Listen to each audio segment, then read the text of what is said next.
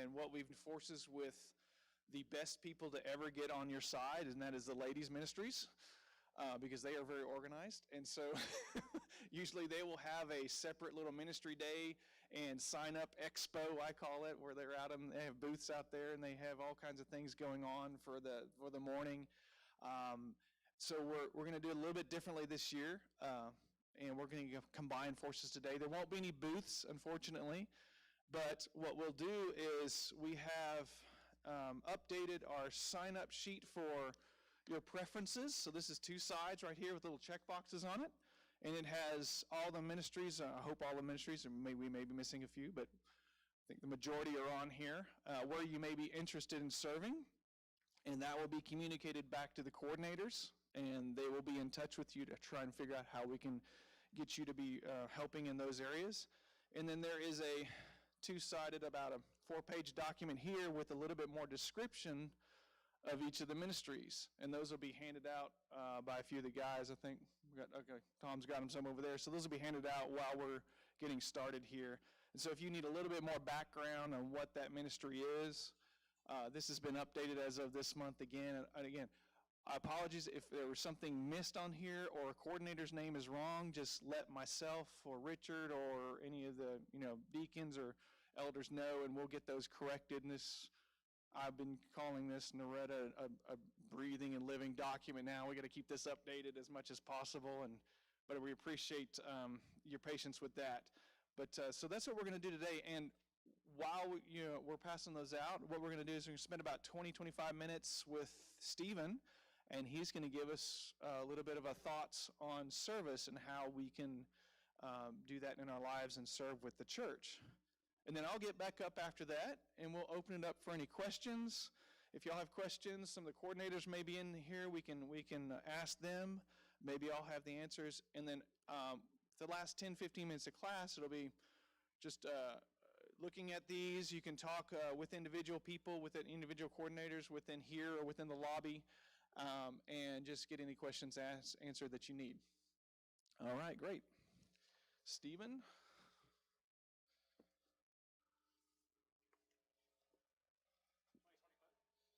Sure.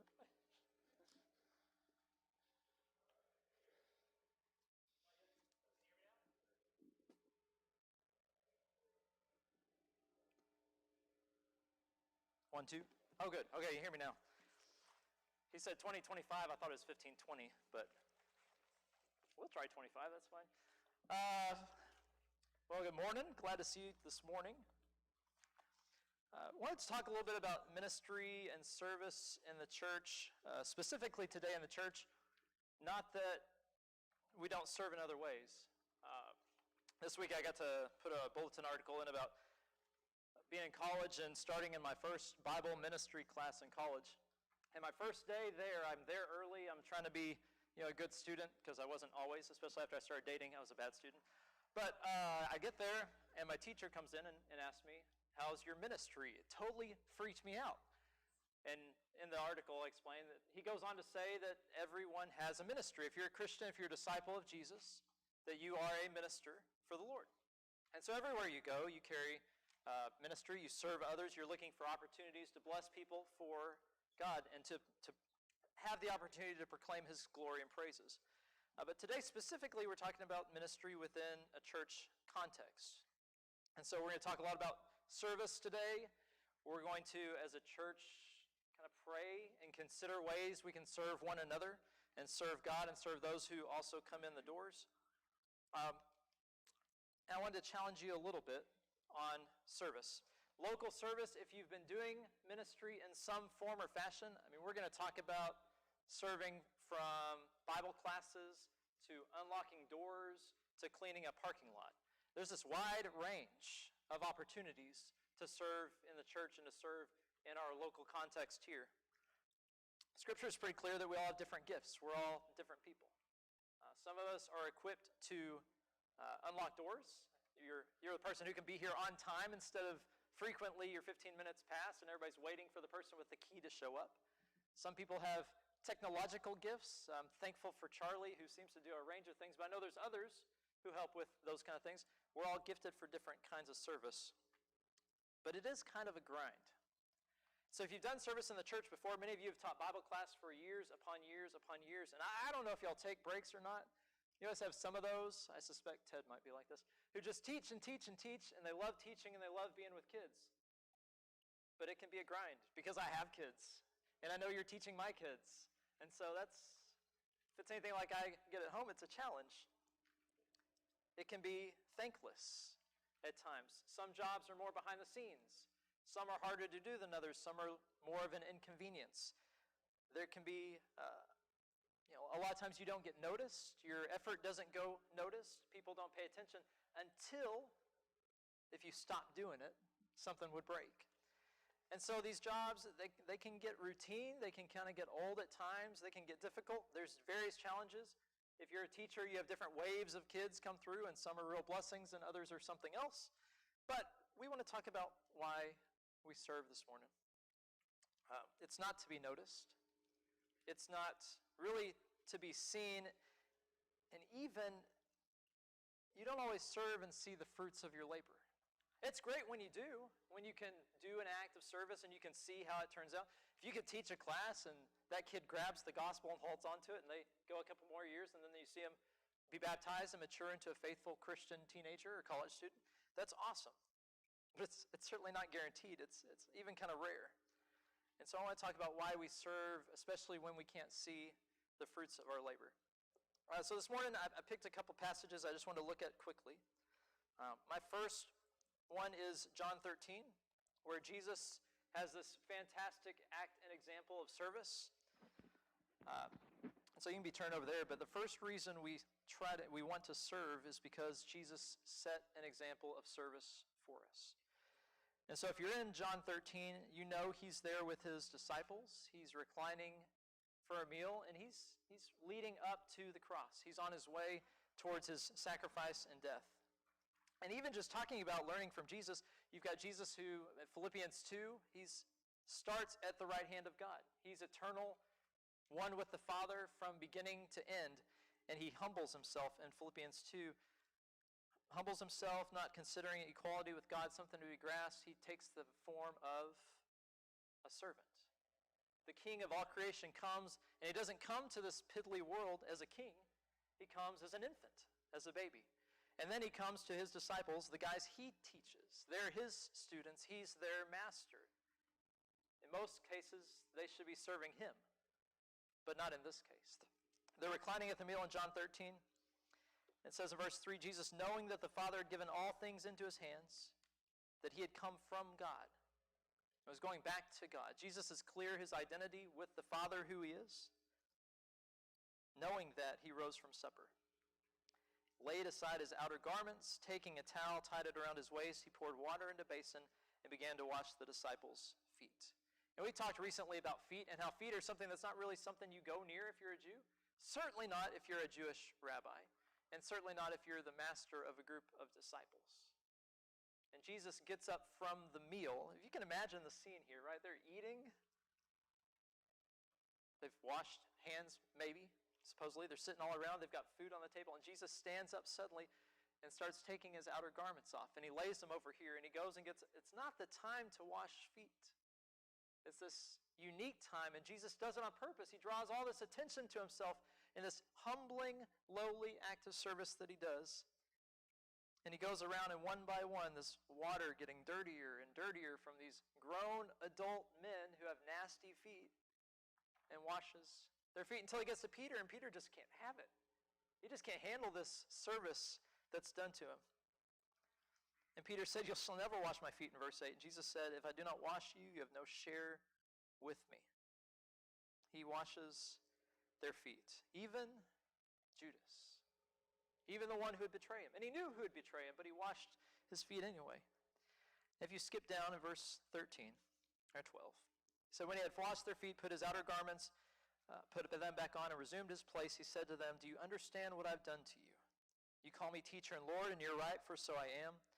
If I then, your Lord and teacher, have washed your feet, you also ought to wash one another's feet. For I've given you an example that you should also do as I have just done to you. Truly, truly, I say to you, a servant is not greater than his master, nor is a messenger greater than the one who sent him. if you know these things, blessed are you if you do them. No servant's greater than his master. Jesus is their master. He's done this lowly act. It's almost the lowest thing he could possibly come up with to serve them. And he says, if I, your master and teacher, have done this super lowly service to you, nothing is too low for you to do for each other. There is no act of service that's too small, no act of service that's too humble, no act of service that's really too nasty or gross for you to do to one another and to do to others. And he concludes and says, if you know these things, blessed are you if you do them. And I want to take Jesus at his word. Because Jesus says if we do what he does here, if we serve and do lowly, humble things for each other, we're blessed. And so the first reason I want to do service and do humble sacrificial service is because that's what my Lord did for me. That's what Jesus did. He set the example for us. But secondly, that Jesus says we are blessed if we do them. There's something about serving others, even in quiet, humble ways, that blesses us. It's good for us. It's good for us individually to serve others. I think it's good for our spirit. It's also good when others are serving in the church because we receive service when we're weak. When you're sick, when you're mourning a loss, you have people who come to you and say, what can I do? Can I bring you something? Can I do this thing for you? It's such a blessing when you're down. And even then when you're spiritually down, if you hit a low point, which we're all going to hit, other people, they're looking for ways to serve and lift you up. Ephesians 4, Paul's writing, and he's talking about the different grace given to each of us. So verse 7 of Ephesians 4, to each one of us grace has been given as Christ apportioned it. And I want to skip down to verse 11. It says, so Christ himself gave some to be apostles, some prophets, evangelists, pastors, and teachers, to equip his people for works of service, so that the body of Christ may be built up. Jesus gives us gifts, different graces, to build up the body, to build up the church. That all of us are not the same. If it was a church made up of Stephens, I can tell you it would be a fairly boring place to be for the most part, especially come worship time, where I know Michael's church would be rocking. Mine would be very slow, old, and we'd all sing the soprano line in a deep, kind of monotone voice. It'd be very, very lame. If you had a church just made up of you, everybody had the same gift. Only one thing gets done. God saw the need for diversity in the church. Jesus equips us differently for works of service, gives us different graces and different gifts so that the body can help itself. So they're going to be encouraged and built up. 1 Peter 4, he's encouraging the church there. He says, the end of all things is near. Be alert and of sober mind so that you may pray. Above all, love each other deeply, because love covers over a multitude of sins. Offer hospitality to one another without grumbling. Each of you should use whatever gift you have received to serve others, as faithful stewards of God's grace in its various forms. If anyone speaks, they should do so as one who speaks the very words of God. If anyone serves, they should do so with the strength God provides, so that in all things God may be praised through Jesus Christ. To him be the glory and power forever and ever. Amen. We do it to build each other up because God intends his design for the churches to have diverse, unique, different, gifted people helping each other, building up one another. But it's also so that he may be praised, that he can receive glory. It's also that when other people come in the doors of the church, we hold out the gospel in unique and different ways. Not everybody who comes in these doors are going to connect with a boring, monotone person who can't sing. My gift is not to reach everyone. But collectively, we have diversity and gifts to reach out to a wide variety of people as they come in. That God would receive praise in all things. It's also because serving each other may be one of the best ways we can serve God. Now, when I kind of conclude on this note, I can't give God anything. He doesn't need anything from me. And people say, we take up contribution, we do, but God doesn't need our money. God, if he wanted money, he could take care of that. I mean, he could lead somebody to make a bunch of money and give it all away. He can print his own money if he wants. He can do whatever he wants to. There's nothing I can do to offer to God. But he asks that we serve each other and that we serve his children. And so I was looking at Matthew 25, and you have this story where It says, when the Son of Man comes in his glory, all the angels will be there. He'll sit on his throne. This picture of Jesus on his throne, and everyone will be gathered in front of him, and he's going to separate sheep from goats. You remember that? He's going to put the sheep on his right and the goats on the left, and he'll say to those on his right, the sheep, come you who are blessed by my Father, take your inheritance, the kingdom prepared for you since the creation of the world. For I was hungry, and you gave me something to eat. I was thirsty, and you gave me something to drink. I was a stranger, and you invited me in. I needed clothes, and you clothed me. I was sick, and you looked after me. I was in prison, and you came to visit me. And then the righteous there say, well, I don't remember that. I don't remember a time where Jesus was there and I gave him clothing or drink or food, or he was in prison and I went to visit him. When did we see you there, Lord? And 40, the king will reply, truly I tell you, whatever you did for one of the least of these brothers and sisters of mine, you did for me. The one way we serve the king is to serve his children. And I got to thinking, so you're learning more and more about my kids as we spend time here. They're unique. They're different. Micah's real heady, and he's pretty smart. I'll give him that. He wins a lot of games. That's a problem. We should have beat him into the ground when he was young, so he'd be more humble. But that's okay. He's good at stuff. Nathan is a wild, party, creative, fun person just to be around. Lainey, I don't know what we're doing here.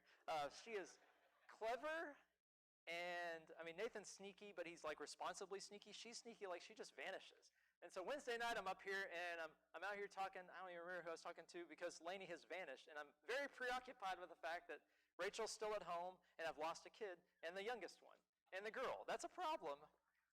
They got so comfortable so quickly, and she wanders. And you see her 1 minute, and the next minute, she's gone.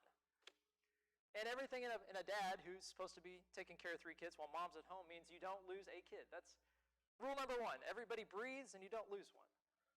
And I know we're among family. And so she's fairly safe. But she's gone outside before. Here. She's gone outside the office doors and gotten locked out by herself because she's just quick and she vanishes. And she's so fast. And I'm sitting here thinking, as a father, the best thing that anybody in that moment could do for me, the best service they could do, is bring her back. That's all I could ever want. You can't, nothing else you could offer in those moments where I'm missing a kid. And if you're a parent and you've lost a kid, you know what I mean. If you're a kid, you've been lost, you kind of know what we mean. I can't offer anything to the Father. But he says, the way you serve me is by serving the least of these. And I think the best thing we could do for God is to find the children that are lost. And any little thing, if I found her, she was in the bathroom by the offices, and I was by the MPA. So she's in a place not only, the bathroom's kind of off limits to me. I can't look in there. I can't go find her, unless I'm really desperate.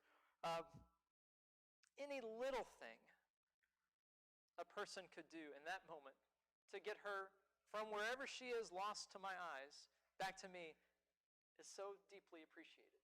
If you just point the way, if you just say, oh yeah, I saw your dad 10 minutes ago, he was over there, that's a gift. And that's a blessing. And so I'm thinking about these jobs that we do, these acts of service that are kind, humble in nature, many of which are thankless, many of which are a grind, and they're difficult to continue doing. And the fact that I can't do anything for God, but Jesus says, when you saw me hungry, or when you saw the least of these hungry, you did it to me. Whatever you did for me. I was hungry, you gave me something to eat. I was thirsty, you gave me something to drink. Whatever you did for one of the least of these brothers or sisters of mine, you did for me. And I think about people here. We are faithful together. Right now, we're doing well, hopefully, in our journey, and we're trying to encourage one another to stay faithful. That our goal as a congregation is to encourage one another to stay on the path through hard times, through good times, through weak times, through questions, through pain, through loss. We build each other up, and we use the gifts God's given us to help us to all stay faithful. And then to those who come in, I think that one of the greatest acts of kindness and service we can do for the Lord, because we can't give him anything, is to do little acts of service that bring his children back to him. And faith is not so easy. Like I said, we don't always see kind of the results of the service that we do. You teach a class, you may not see how that manifests really quickly. You come up here and you clean a bathroom, or you just write an encouragement card or a note, or you make a phone call. Generally, instant conversion from a guest who doesn't know Jesus isn't going to happen from that. But faith in my life, and probably your life, and I think a lot of people's life, is kind of like a staircase. Ultimately, where you want to get to is God at the end of it. But it takes a lot of little things to get you there. I can think back in my life, different people who serve different roles that God blessed me through along the way. And to me, every person, every act is just another stair in the staircase to bring me to where I ended up with the Lord. That's what this is about. These gifts that we have, these positions, these roles of ministry that we as a church volunteer for, and hopefully humbly and with a cheerful attitude and the strength of the Lord, serving as though we're serving God Himself. We're putting steps in people's staircases. That's what we're hoping to do. We're hoping in some little way to contribute to what God's doing across the span of their life. And so when I think about service, and I think about the more tedious, difficult things, I know if you've been doing it a while, it's a challenge. I know if you've been doing it a while, I don't know if you've had things. I hope that parents, if you're teaching my kids, I am grateful. I may have not said it, but I know my kids. I'm grateful. There's nothing more you could do for me than to bless them with the knowledge of the gospel. I have goals for my kids, but there's only one at the top, and it's that they'd be faithful adults, faithful Christians. They can pick up trash, they can do anything they want. That's a hard work, and it's actually pretty well paid. They don't have to be doctors. They don't have to be attorneys. They don't have to go to college. They have to be faithful.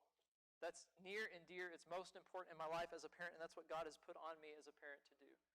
And so for those of you who contribute to that in whatever way, I'm grateful. And I think that God will be grateful also. So whether it's a cup of water, something small, if it's something big, if you're teaching class, whatever you're doing, we want to serve God who we can't repay. Little acts of service, kindness, and steadfast love along the way is where we've got to go. And so today I want to encourage you to think about your gifts. We've got a list. It's a long list. There's all kinds of ways to serve. God's given each of us gifts, graces. Maybe we haven't seen it before. Maybe we've been too hesitant to serve. I want to encourage you to trust God that He's given you something to do. He's given you some ability, no matter what your age. I was thinking 1 Timothy 4, don't let anyone look down on you if you're young, right? But set an example for the believers in life and faith and speech and love and purity. God gives all of us, no matter your age, no matter where you're coming from, your story, a gift to serve in the church and to serve others. And I want to encourage us today to choose to use that gift. If you haven't done it yet, take a step in faith. Trust that God's got something for you, that He wants to bless others through you.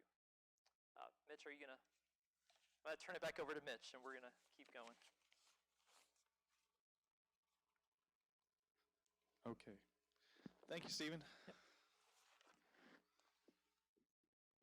I think one of the things that you were just mentioning that we have talked to our kids about a lot over the years is serving.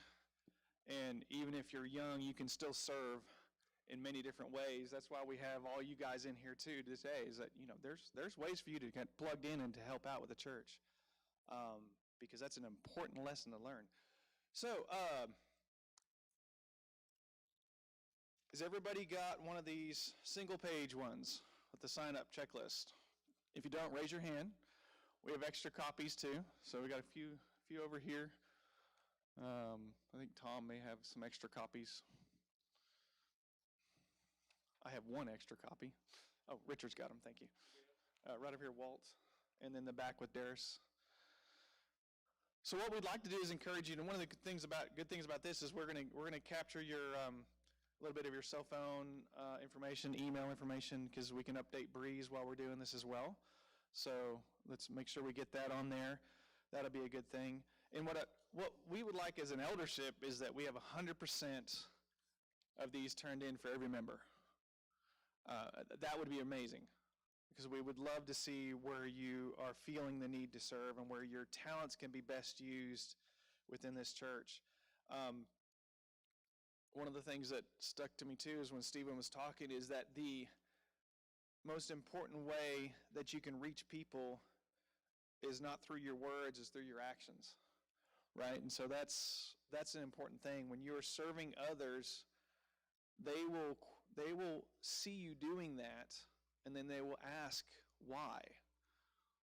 Why are you loving on me so much? Why are you bringing me a meal? Why are you bringing cookies over? Why are these cards coming to me? And we can tell them our story. And that's what this is all about, is getting those opportunities. And then just loving on our brothers and sisters too. And so I want to open it up right now to any questions directly to myself, or anybody have any questions about any of the positions in here. We've got a few coordinator positions that are needed, like care group leader. There's a few others in there that are highlighted in red. If you have any questions about those, anybody at all?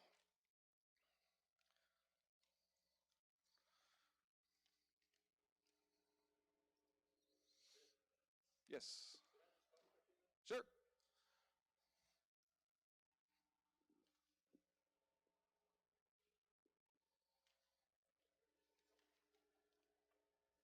It's always dangerous when you let the ex-preacher have the microphone. No, I just wanted to talk just for a few minutes about Monday Night for the Master. We've decided definitely to not have it this fall. Decision has not been made, I don't think, for the future, but so you'll notice there's no place under outreach for Monday Night for the Master. I just wanted to point out a few things that we still need to make contacts to people, and we need to visit our visitors, and we need to visit our senior saints, and we need to visit the sick in hospitals, and we need to write encouragement cards. And there's a little bitty table out there that has some lists that you can write. Every week it's updated with a list. You can write encouragement cards to people, but honestly, we haven't had that many cards being written. And we used to write 100 cards a week, and it's just kind of dwindled down, and we'd like to revise that. I think we're going to put a bigger table out there, I think was the plans. I need to talk to Sonia and Ryan a little bit more about that. But if you would check that, and and if you would like to write cards, the way it works is if you're new especially, you just get a encouragement card and you get a list and you write to people, and then you bring it back up here and we'll mail it for you and we'll stamp it for you. And if you're interested in making visits, I'd like to be able to contact you and kind of either make an assignment or just ask who you'd like to visit. And also, I am kind of helping the mission committee. They have brought me on board as a local missionary, and one thing we want to do is we want to be better known in the community. I think when the search team talked to people in the community, no one knew who we were, and we really want to become a little bit better known as a church in Garland and the Richardson area that serves and is involved. And so you'll notice on the back there's a place where you can check be involved in service with the City of Garland.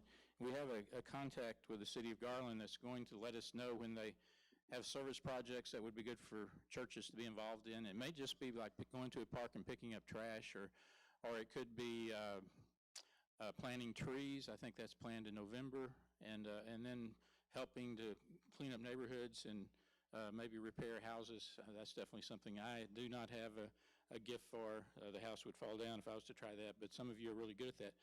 So if you check that, and hopefully items will appear in the bulletin as those opportunities present themselves. And we just want to get out in our community, and maybe we can get some T-shirts, Charles. Maybe we can get some T-shirts that say Buckingham Road and have God's loving family on the back, and just let people know that we're here and that we want to be involved in the community and we want to serve. So I think that's all I had to say. Thank you, Richard. That was a good point. Because we are trying to make a more of a push and an initiative to reach out to the community based on a lot of comments and things that we've talked about over the past year or two. That is one of the new things, and you'll see some of that in some of the sign-up lists. You'll see some of that in Richard's new task that we've given him through the mission committee. There's an adopt a school that's listed in here that we're going to try and figure out how we can help with local schools, and not just in Garland, but Richardson areas, where all of our teens are kind of touching as well. So that's a really good reminder there. One of the other areas that I know there's a little bit of development over the last year or two is the greeting ministry has really kind of been renamed and revamped as hospitality. And that's really more of just as people come in and we get to know them. The Perrys have taken over that as part of their coordination, and then Rachel and Stephen coming in have been wanting to be involved with that as well. Talking to new people, getting to know them, communicating with them afterwards, and things like that. That's a really important ministry as well. And then following up with them is really important. So, any other questions? Teresa.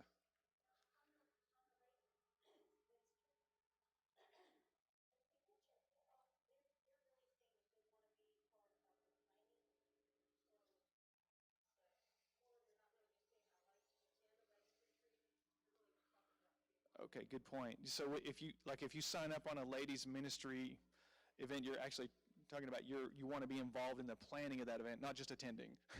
So that makes sense. So yeah, like a ladies' day, it would be I want to be involved with the 10 or so ladies who are planning that event.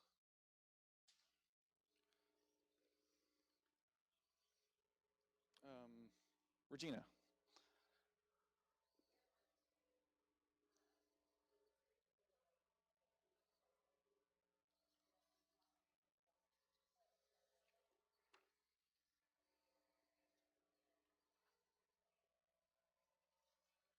Okay.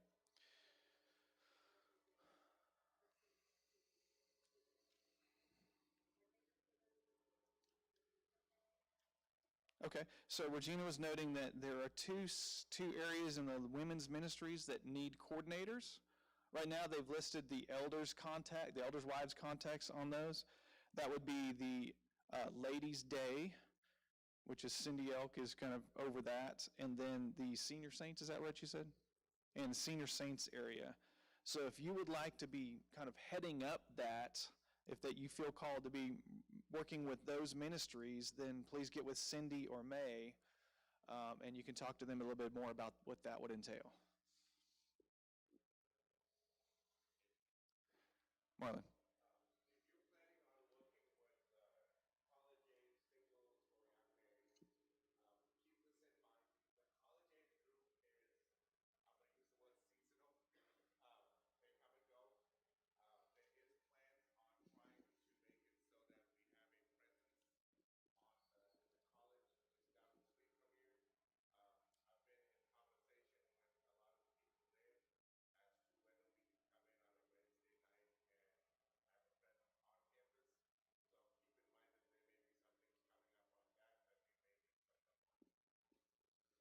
So that's at Richland College.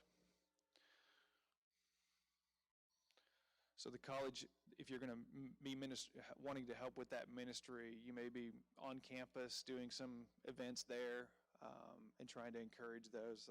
That's a great way to reach out to kids.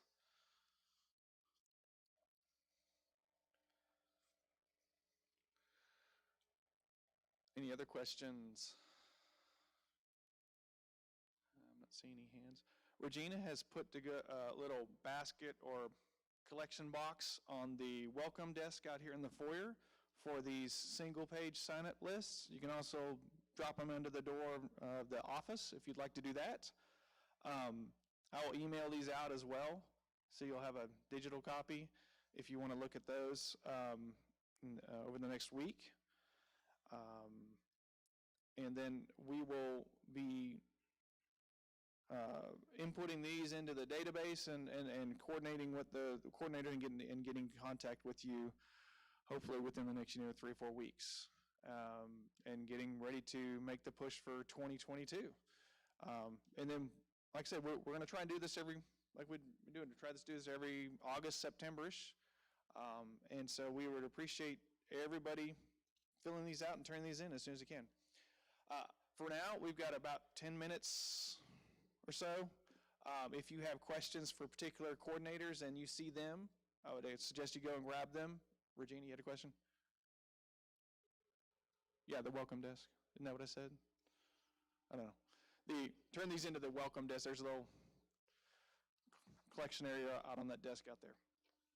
But yeah, if you want to get with the coordinators, ask them more questions right now, and then we'll be back in time for worship in about 15 minutes. Thank you so much.